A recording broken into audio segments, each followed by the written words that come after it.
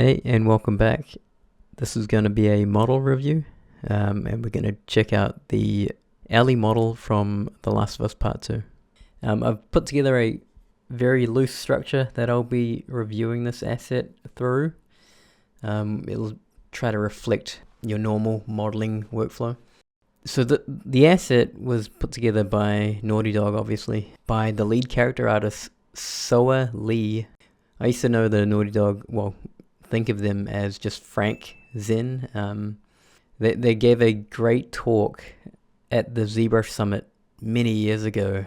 I'd encourage viewers who are interested to check that out, because it went into a lot of the asset workflow for Uncharted 4, I believe. And it was kind of cool to get that peek behind the curtain from the people that actually pioneered the technology there. Naughty Dog to me was always, one of those very high production value studios. They've been re-releasing games to death right now, but whatever. I'll just get right into this model review. So yeah, it's gorgeous. Obviously, it looks fantastic. On its face, I think it is just a classic high quality asset. There's really no other way to put it. Yeah, geez, 190,000 polygons, triangles. It's, in my head, you have these very high production value assets like this, like Jesse from Control. And then you also have, I keep going back to it, but Arthur Morgan from Red Dead Redemption, which is way lighter as an asset, and I just don't understand why you'd have to push this kind of fidelity. And I suspect this LOD 0 asset exists for cinematics, for promotional images, and they probably have like a LOD 1 that is, the actual thing that is used running around. The reason why the LOD 0 and what we're looking at is important is because every subsequent asset sort of like pulls detail from this one, which is why this one's like super important. The highest quality thing should have the most amount of work on it. Anyway, the topology is something that caught me off guard, and particularly this part around the jaw. The flow to me is off, and it struck me as odd because I didn't think at such a high level this kind of thing would happen. But it obviously is, and it's working for them. If we go and check out Arthur Morgan, the ground truth here, you'll see that this kind of flow, it creates what some people refer to as the mask of the face. So you can think of it as a giant loop around the face, which is sort of how it should go, in my opinion. That's sort of what I would preach. If I was teaching anyone right now. But it was, I just found it so interesting to look at. The detail, it's a really high detail asset. Check out these eyeballs where, they model this internal part. They named it the caruncle. I've never had to refer to it before. Pretty interesting. And check out these mesh segments, this is sort of how you would go about dealing with seeing through individual meshes. You'd cap them like this. It's a very tried and true method. To me, I think it's quite a basic technique, and it's surprising to see it used in this way on this asset. I thought the asset would be a little tighter around the edges, and it's even less consistent because some parts have just massive holes in it, and then others are capped. It's quite interesting because whatever standard they have is not consistent. Yeah, moving on. Man, the UVs are that classic fashion. Everything is kind of squared out. The arms are just arms. They don't include a torso or anything. Obviously, the difference here is it's a make an asset that really doesn't have many variations. It doesn't have the ability to swap clothes. Many things aren't standardized.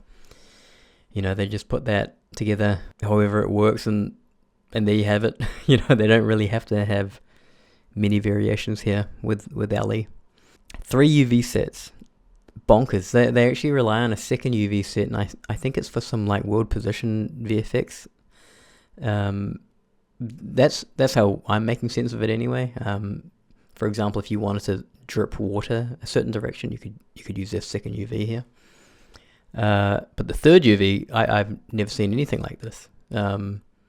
It looks insane, and I don't know if like a human unwrapped that, because I've never seen anyone do that. I don't see any. Yeah, it's puzzling.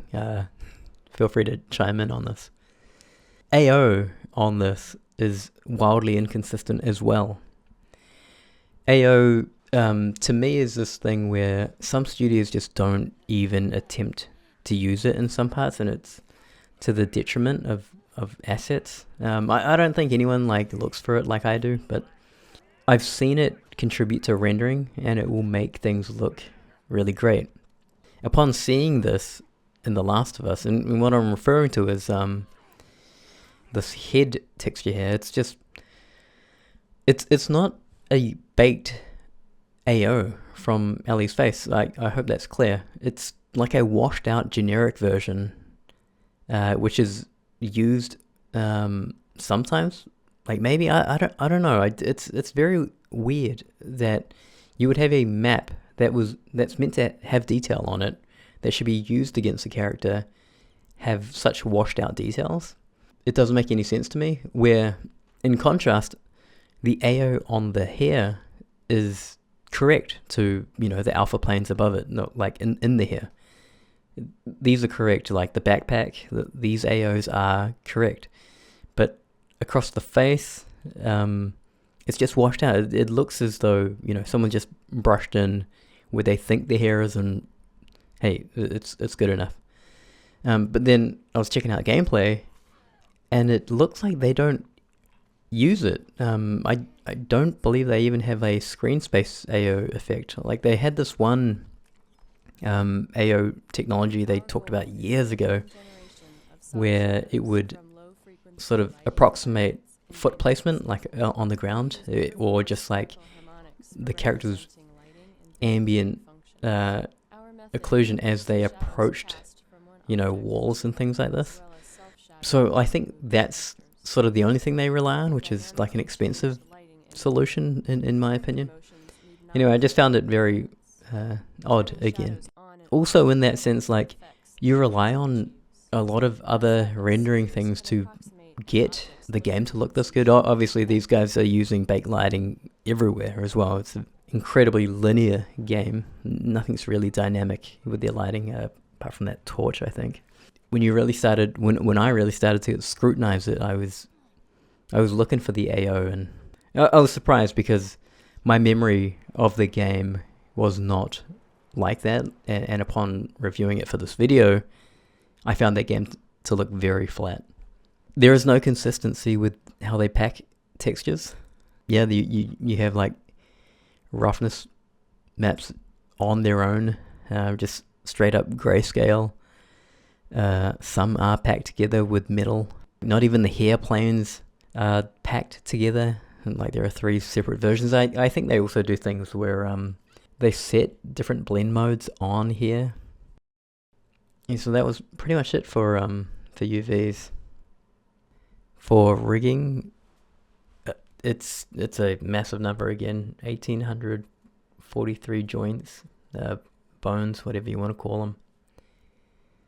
They pack multiple rigs, elements into the same rig. You've got weapon joints here, bow joints, baby carrier joints.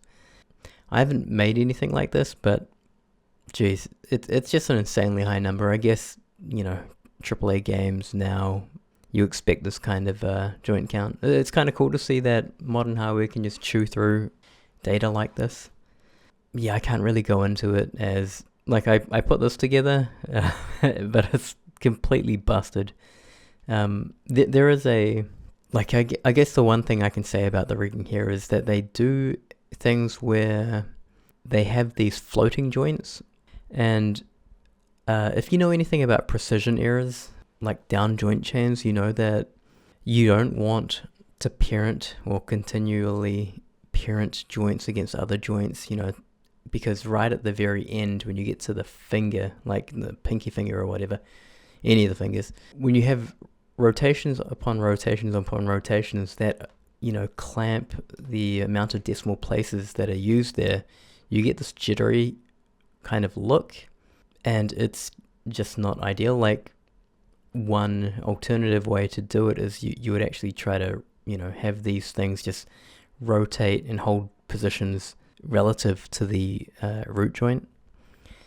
So that's one takeaway I noticed here. Wrapping up, because I don't have anything else to say about this awesome character model. If you made it this far, thank you. It's been a while since you've heard from me. I went away after those last videos and started a family, all that good stuff. I'm functioning right now on very little sleep. And it was a nice surprise to see the YouTube channel out of nowhere just pick up a whole bunch of attention. So that was really cool to see. I'm thinking of other content. Stay tuned. Like, I don't want to continually do model reviews. There's some cool things I've got lined up. Anyway, thanks for your support, and I'll catch you in the next video.